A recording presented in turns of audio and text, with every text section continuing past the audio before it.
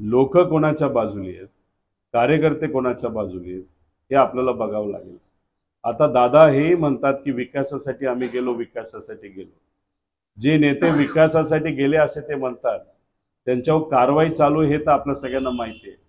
त्याच्याच बरोबर आपण जर बघितलं त्यातले दोन नेते, अजून बऱ्याच फाईल आम्हाला ज्या आलेल्या त्या सांगायच्या, पण त्यातल्या दोन फाईल ज्या पुढे आणल्या होत्या त्याच्यामध्ये आंबेगावचे जे नेते आहेत त्यांच्या मित्राची जी दुधाची प्रायव्हेट कंपनी आहे, त्या कंपनीने सरकारला दूध 143 रुपयाला विकलेलं आहे आणि शेतकऱ्याकडनं ते दूध किती रुपयाला घेतात तर 25-26 रुपयाला.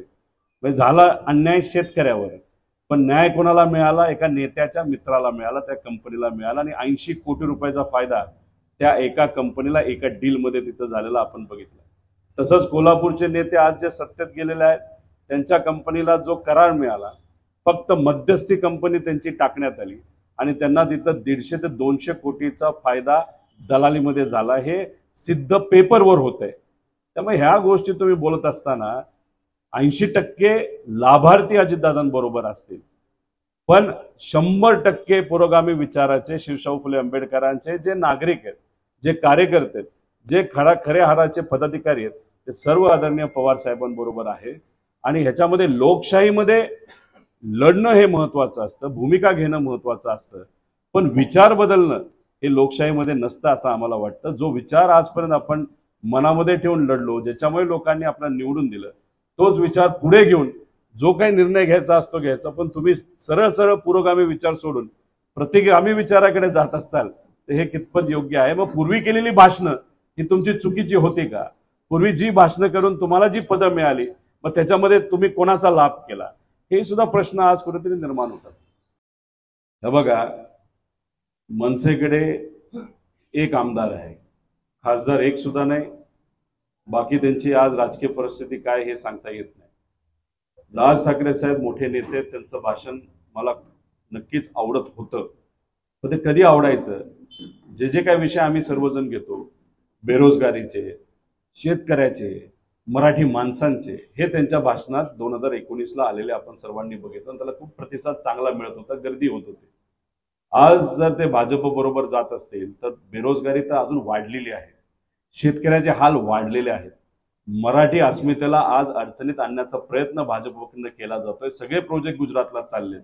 मग एवढ्या गोष्टी अडचणी वाढल्यानंतर सुद्धा जर ते भूमिका भाजप बरोबर जाण्याची घेत असतील तर 2019ला मांडलेली भूमिका कदाचित चुकीची असावी, नाही तर आत्ताची भूमिका त्यांची चुकीची आहे, नाही तर सोयीची आहे.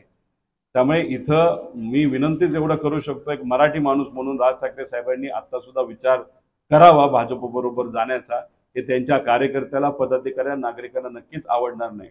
अजून एक गोष्ट तुम्ही समजून घ्या की उदयसिंहजी राजे साहेब जेव्हा दिल्लीला गेले होते त्यांना 3 दिवस लागले भाजपच्या नेत्यांची टाइम मिळण्यासाठी. आणि मग चौथ्या वेळेस जेव्हा आम्ही सगळ्यांनी तो मुद्दा मांडला, लोकांनी मुद्दा मांडला, सोशल मीडियावर तो चर्चेत आला, त्यानंतर मग त्यांना तिथं वेळ मिळाली. आता त्यांची उमेदवारी फायनल झाली नाही झाली मला माहित नाही, पण राज ठाकरे साहेबांकडे एक आमदार असताना सुद्धा त्यांना फार तिथं लाल कार्पेट टाकून बोलवलं गेलं. हाच फरक आहे की भाजपला फक्त राजकारण पडलेलं आहे. जेव्हा राजेंना भाजपमध्ये घेतलं गेलं होतं, तुम्ही कार्यक्रम बघा केवढा मोठा केला होता. म्हणजे मोठ्या नेत्याला, राजाला आपण पार्टीत घेताना खूप मोठा कार्यक्रम करता आणि हळूहळू ज्यांचं लोकमत चांगलं आहे त्याचा कार्यक्रम नक्कीच भाजप करतं. हे आता दादांच्या बाबतीत सुद्धा तुम्ही बघा, तसंच तुम्ही एकनाथ शिंदे साहेबांच्या बाबतीत होताना बघेल आणि येत्या काळामध्ये सर्वच असतील. तसंच राज ठाकरे साहेबांचं होऊ शकतं, अशी चर्चा दबक्या आवाजात आहे.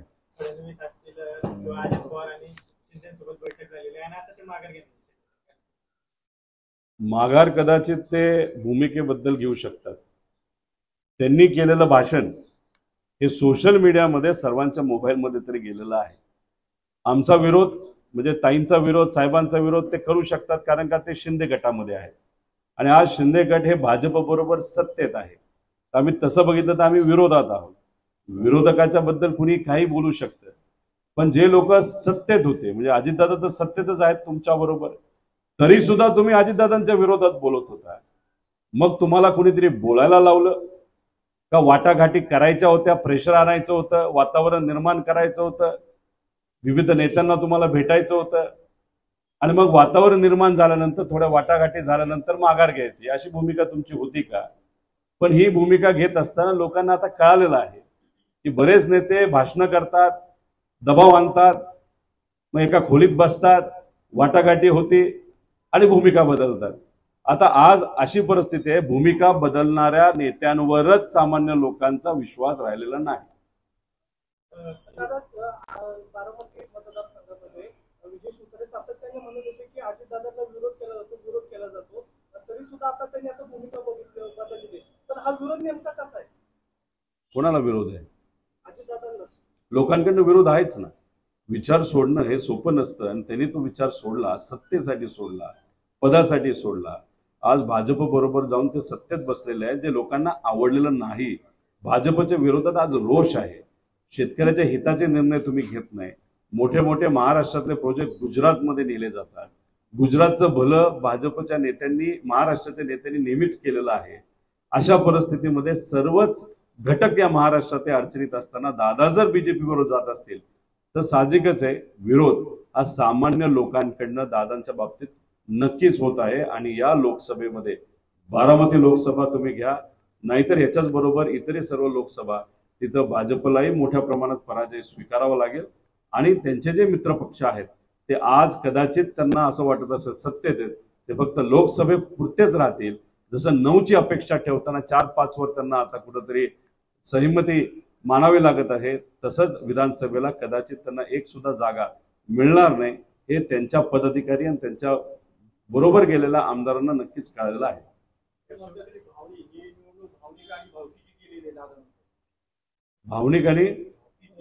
भावनिक नक्कीच झालेले, लोक भावनिक आहेत, मतदार भावनिक आहेत, कार्यकर्ते भावनिक आहेत.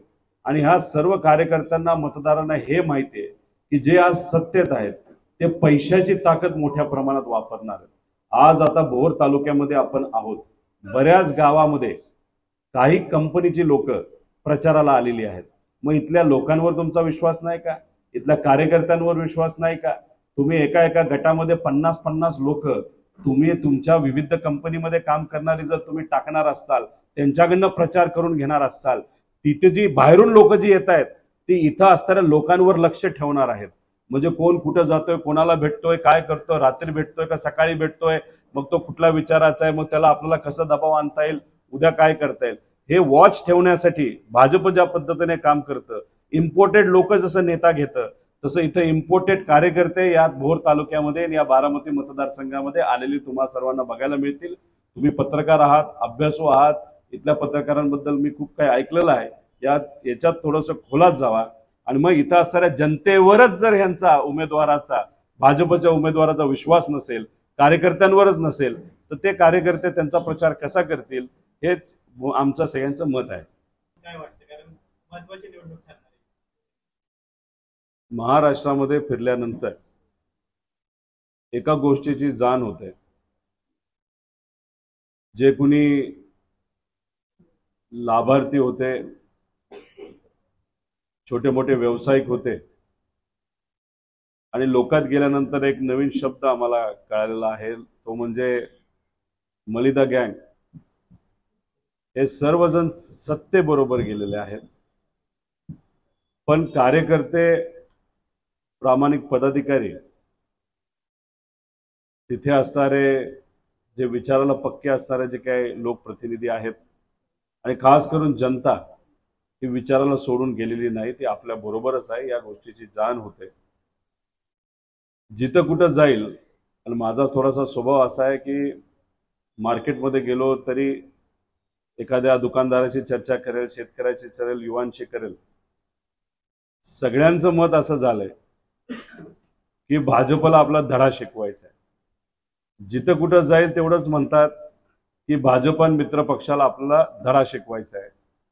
आणि त्याचा अर्थ एवढाच आहे की भाजपच्या विरोधात आणि भाजप बरोबर गेलेले जे कोणी नेते आणि पार्टी आहेत, हे खूप मोठं वातावरण आपल्या या महाराष्ट्रामध्ये आहे. युवा चिडलेले आहेत, नोकऱ्या हाताला मिळत नाहीत, शेतकरी अडचणीत असल्यामुळे, तसंच माता भगिनींचे वेगवेगळे प्रश्न आहेत सुरक्षतेचे, त्यामुळे सगळ्याच भागातून, शहरी आणि ग्रामीण भागातून एक खूप मोठा प्रतिसाद हा महाविकास आघाडीला मिळताना आपल्या सर्वांना बघायला मिळत आहे. आणि अजून एक गोष्ट, कदाचित इथं भाजप एवढं स्ट्रॉंग नाही, पण तरी सुद्धा बऱ्याच ठिकाणी भाजपचे जे कट्टर कार्यकर्ते आणि पदाधिकारी होते, हे इम्पोर्टेड नेते आल्यामुळे आणि येऊन सत्तेत बसल्यामुळे त्यांच्यामध्ये सुद्धा मनामध्ये खूप मोठी खदखद आहे.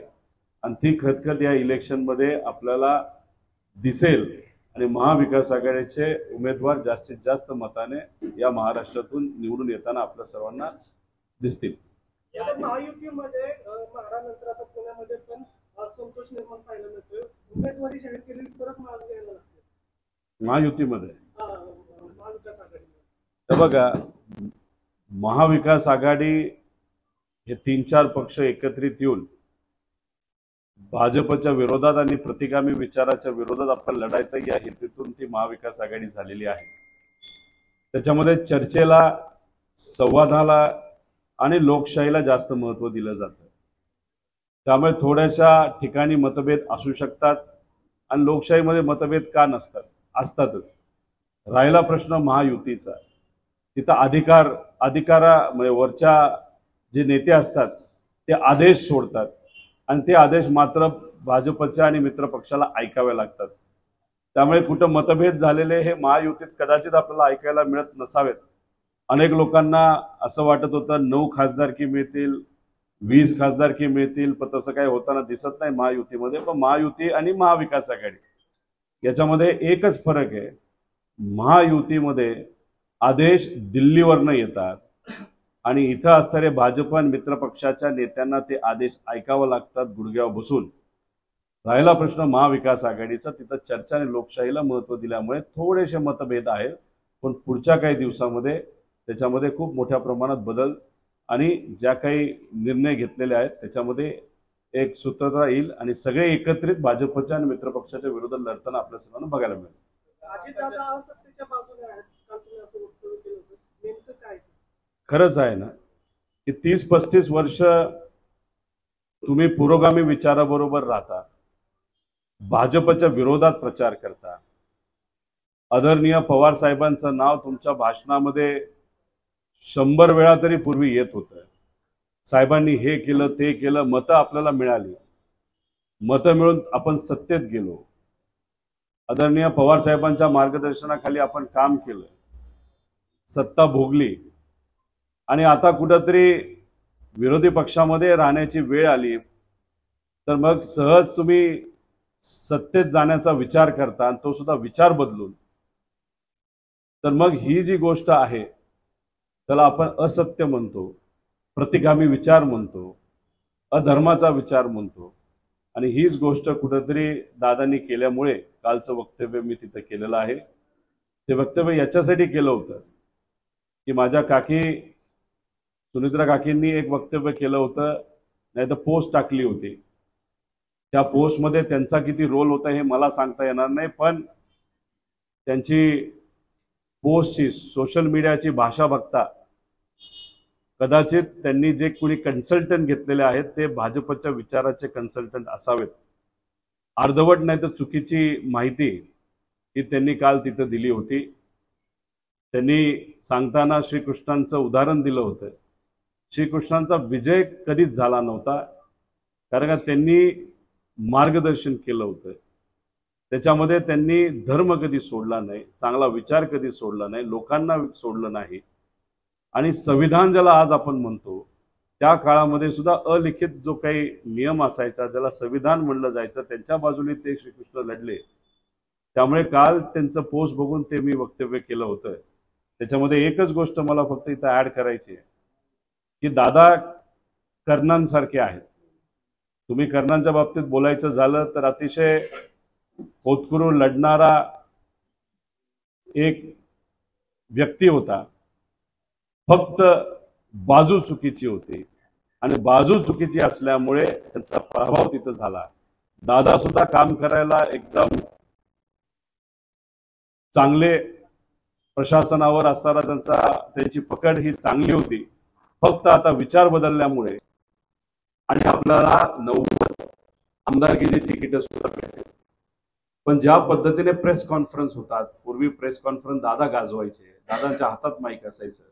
आता तिघं बसल्यानंतर दादांना माईक सुद्धा मिळत नाही, बोलायलाही मिळत नाही. दादा मोठे नेते, सुरुवातीपासून आम्ही हेच म्हणतोय की दादांची ताकद ही भाजप मुद्दामून कमी करणार आहे, आणि आजपर्यंत भाजपने तेच केलेलं आहे. फुंडकर साहेबांच्या बाबतीत तसंच, एकनाथ खडसे साहेबांच्या बाबतीत तसंच, मुंडे साहेबांच्या बाबतीत तसंच, दादांच्या बाबतीत सुद्धा तेच सुरू झालेलं आहे. त्यामुळे आता लोकसभेलाच दिल्लीला एवढ्या वेळा त्यांना जायला लागत असेल, एवढ्या वेळा झुकावं लागत असेल, आणि तिथं जर एवढं लढावं लागत असेल, तर मग 9 वर 4 नाही तर 5, मग विधानसभेला कदाचित सगळ्यांनाच भाजपवर चिन्ह लढावं लागेल. काल जर तुम्ही एक कागद बघितला, तो खरा खोटा मला माहित नाही, भाजपचे नेते जे भाजपचा प्रचार करणार आहेत अशी एक यादी भाजपने जी प्रसिद्ध केली, त्या भाजपच्या नेत्यांच्या यादीमध्ये जे भाजपमध्ये आहे त्याच्यामध्ये अजित पवारांचं नाव आहे, अजितदादांचं नाव आहे. मग कदाचित जे उद्या होणार आहे ते आजच चुकून प्रिंट झालं का, असाही प्रश्न कुठेतरी निर्माण होतो. पण